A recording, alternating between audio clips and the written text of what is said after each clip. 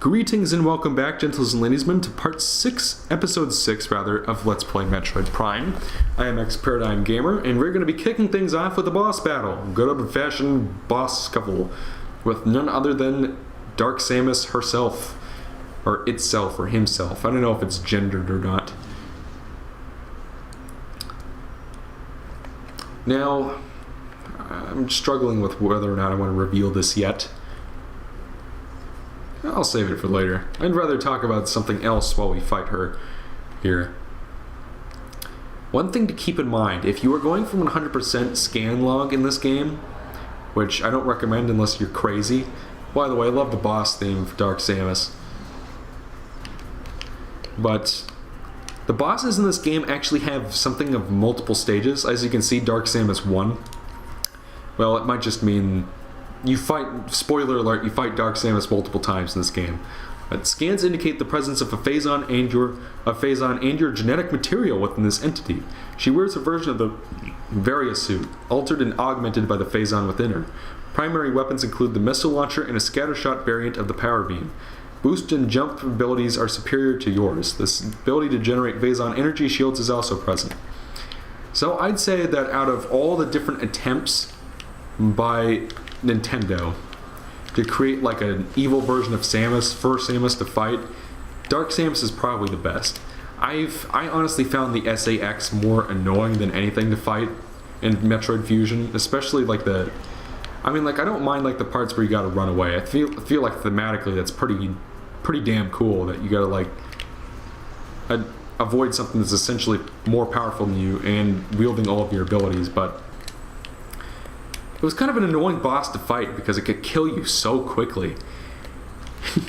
Like, especially if you weren't going for 100%, which is pretty damn difficult in Metroid Fusion.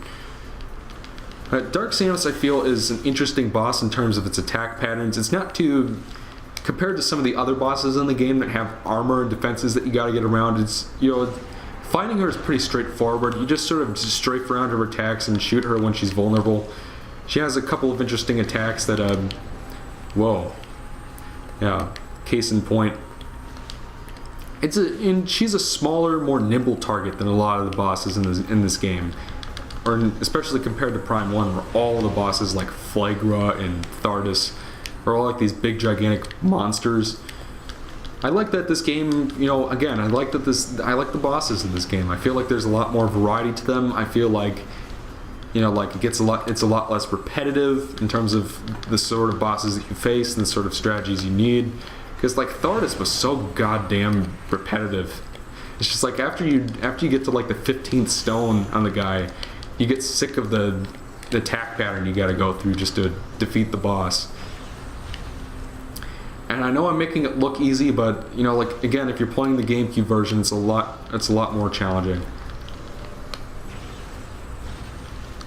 And I think this should wrap things up. Yep.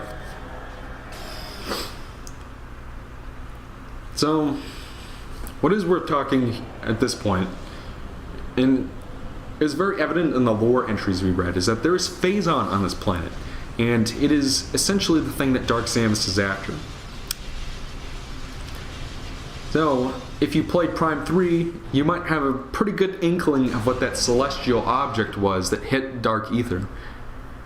It is the same sort of, it's like the Phazon, it's the same thing as the Phazon meteorite from Metroid Prime 1, the one that hit Talon 4 and destroyed the Chozo and created the impact crater and, you know, Metroid Prime, yada yada yada. A similar Phazon meteorite hit Aether and created a dark and light version. It created a dimensional split. And I thought that was really interesting. A really interesting direction to take a Metroid game, this whole idea that there's a dark and light world. Let's read this real quick. The local war has escalated in intensity. The Shadowlings from Dark Aether have launched an offensive. The assault scene is focused on a central network of buildings atop a mountain. A base perhaps. Strangely, this attack coincides with the rise in planetary instability. Perhaps these shadow creatures are using a new weapon system. The Shadowlings must believe us to be foes, for they have hit our base numerous times as well. We are holding, but attrition is taking its toll on troops and resources. Reinforcements are en route. We can only wait and defend what is ours. So it looks like we got a new weapon here. I'm probably going to be spending much of this part commenting on it. But this is the Dark Beam, and it'll sort of introduce us to one of the, let's say, gimmicks of Metroid Prime 2 Echoes. One of the things that people love, and one of the things that people who don't particularly care for this game don't like very much. Personally, I think it's one of the more interesting and unique aspects of the game that helps it very much stand out from Prime 1. But we'll be getting more into that as we go along. But one thing that's worth noting right off the bat is that these things have... This weapon has ammo. Unlike... Read this real quick. Another disaster. The transport bringing our reinforcements and supplies has been shot down by the Galactic Federation. Wink wink. It was engaged in orbit by a Federation vessel which has landed near the alien temple. It's only a matter of time before the Marines attack. Survivors from our ship have made their way to our base. Here we shall make our stand. Another enemy. First the Shadowlings, then Dark Hunter, and now the Galactic Federation Marine Corps. Perhaps fate will smile upon us before the world itself opens its maw and swallows us. You gotta kind of feel sorry for the space pirates in this game. Like, you basically totaled their operation twice in a row, first on Zebes and then in Town 4. And now, like, you know, sort of their last-ditch effort to, you know, for galactic dominations here in Ether. You know, they're not finding much luck. But the Dark Beam, a lot of people accuse it of not being a very useful weapon, and I would have to disagree. If you actually bother to try using it, which I don't feel like many people do, you will find that it is very effective against enemies like that space pirate I just killed there. 3 hits compared to like 2 charge beam shots and 2 missiles. It's a lot more economical to take him out with Dark Beam ammo. But the Dark Beam is used for many things. It is used to activate certain switches, it opens certain doors, and it will also activate dark portals to Dark Ether. I mentioned this earlier that there are 2 ways to travel between Light and Dark Ether. First way is to use the scan activated gates, and the second, no, those are, oh yeah, the space pirates we saw earlier coming through the door. One thing you do not want to do, however, voice crack, you do not want to hit the safe zones with your Dark Beam. Trust me when I say this, you do not want to do that. Very bad idea, especially at this point in the game when you have no way of undoing what that causes. This is made of brimstone, break it, and then we can swap to the Dark Beam real quick and activate that switch, which will lower the platform and allow us to proceed. But you see that thing right there? That has been hit by Dark Beam. Oh.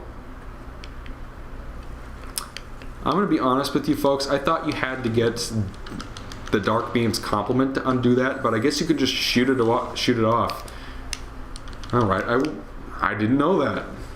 It just goes to show that you learn something new every time you play. You could play a game, play and replay a game numerous times and still not know everything about it.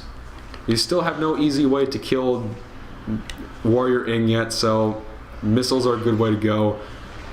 Yeah, they can swipe at you with their legs and it does damage, but I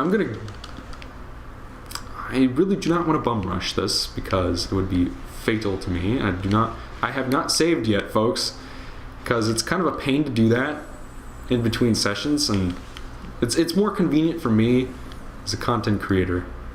Is there a room? This room. It's probably on the other side. I'll come back for it later. But that is a room that has a dead Luminoth in it, and I want to scan it as soon as possible. Let's see. It is a little faster to go by Morph Ball. By the way, if you're farming for power bombs, do it in Morph Ball form. I don't know if that works in Prime 1 because I haven't tried it yet, but in my practice playthrough I did discover that if you're running low on power bombs, which can happen more frequently than I prefer, I think I'm not going to save, but I am going to refill my health. Because if I fuck up and there's a recording error, then, well, I'm screwed, because I have to replay the whole game all over again. And I do not want a repeat of Spyro: A Hero's Tale. If you have watched my, dedicated Let's Play channel, Game Mavericks, you will know that there was something of a recording snafu with one of our playthroughs, which basically meant that I had to replay everything I'd done in a collectathon game, no less, up to that point, all over again. And it was a big fat pain in the ass, and I never want to go through that again, so needless to say, I feel like being careful. Really should have saved between the first and second session, but that could be kind of annoying. Usually the Elgato's pretty reliable, but sometimes it's not. Certainly better than the Hop Hog was. Holy shit, that thing was a piece of fucking shit. I'm sorry, Hop Hog fans. I'm sorry, Hop Hog the corporation, but he made a pretty shoddy product, I must say. I'm sure my friend Bradley News 11 will disagree, because he uses Hop Hog for some reason. The Elgato is much better. In this room there are 3 scan switches. Pretty simple to find. I don't think there's much to say about that, but I really did like, in terms of the fact that a Phazon meteor of all things caused the dimensional split. I thought that was an interesting way to follow up on Prime 1. As I said in the Prime 1 playthrough, Phazon energy is something of the basically, it's like a mutagenic energy source that will mutate anything it comes in contact with. But it's also a very powerful energy source and something of the main connecting plot thread in the Prime sub-series. And each game in the series sort of elaborates more on it and what it can do, especially Prime 3. And, I don't know, I guess I thought it was really interesting that it has the ability to create dimensional splits, and I guess that's really all I have to say about that. Now that I know that I can shoot those things to activate them, this room becomes a hell of a lot easier. If you don't know that, you basically take damage.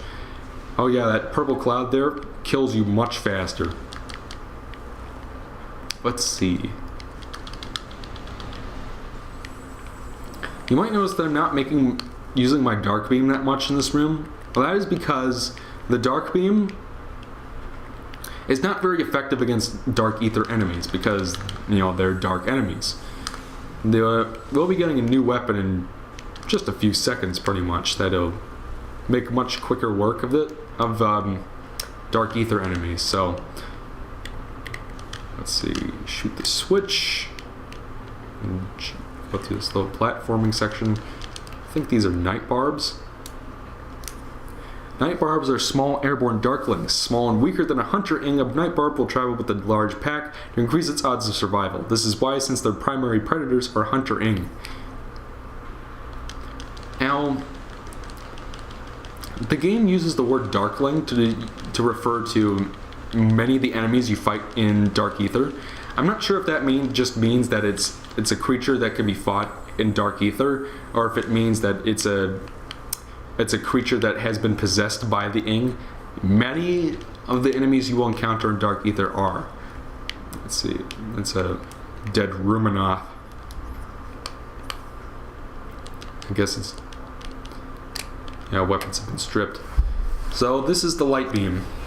I maybe should have scanned it, but I don't think I've been consistent enough about that anyway. And like the dark beam, the light beam does have ammo. Now that we have both of them, bless me,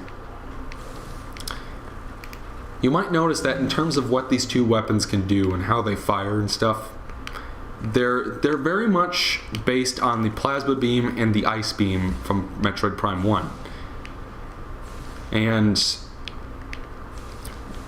as you might expect, the light beam is useful against enemies in Dark Ether, and the dark beam is useful against enemies in Light Ether, assuming that they're not possessed by Ing, of course. Now, one of the things that's really useful about... Well, there's our first temple key right here. I mean, I could have gotten it earlier when we were in this room first, but I see no reason to have done that, because, it's It's just like there's another key right the fuck over here. Past this little area. There's a dark splinter so we can kill it. So one of the easiest ways to take out enemies in Dark Ether is to shoot the beacons, the safe zone beacons, with your light beam. That'll charge it with light energy, and if anything from Dark Ether touches it, they'll fry instantly. Now, we won't be able to do that with this temple key right here in this safe zone, because for whatever reason the safe zone exists and just doesn't... There's nothing for you to shoot to power it up. It would have made this little section too easy, I guess, so... Let's say we grab the key in this room and call it a part. The next part will very likely mostly be with the boss battle that we'll be taking on next. So we'll swap over the light beam. Case in point, the light beam is very effective against Dark World enemies. And now that I've activated that, if any of them touch it, they will die instantly. Now, one thing to keep in mind when using your light and dark beam ammos is that once again they have ammo, and if you use charge shots, then they'll deplete rather quickly. So what you want to do, for every charge shot that you use, you use up 5 ammo pieces, which isn't too bad. So what you want to do to recover them quickly is shoot crates with the opposite beam, and that will cause the light ammo or dark ammo that you want to appear. Now, yeah, you can see right there that one of the Ing tried to possess me, but it didn't work for whatever reason. I guess Samus is just too strong for that. She can resist. Either that or it's the energy control module helping her out. I'm not sure what's going on, but regardless, Samus is immune to Ing possession for whatever reason. Not too much to say about this little section here. Just shoot them with your light ammo. There'll be about like 6 or 7 of them. Destroy them, and then you can grab the key and move on. I think that was the last one. Yep. So I guess the Ing just felt like, nah, fuck it, she can have it. But it was a good trap, I guess, because they knew that she was going to be coming for it. Okay. So I'm going to fill up my light ammo real quick, and I think we'll call it a part. I think we'll be heading for the boss of this area next. Maybe backtracking for some pickups that I can get now. But regardless, I will see you guys in part 7 of Let's Play Metroid Prime, when we will be taking on the boss of Agon Wastes and wrapping up this area, getting some other stuff. So I'll see you guys then.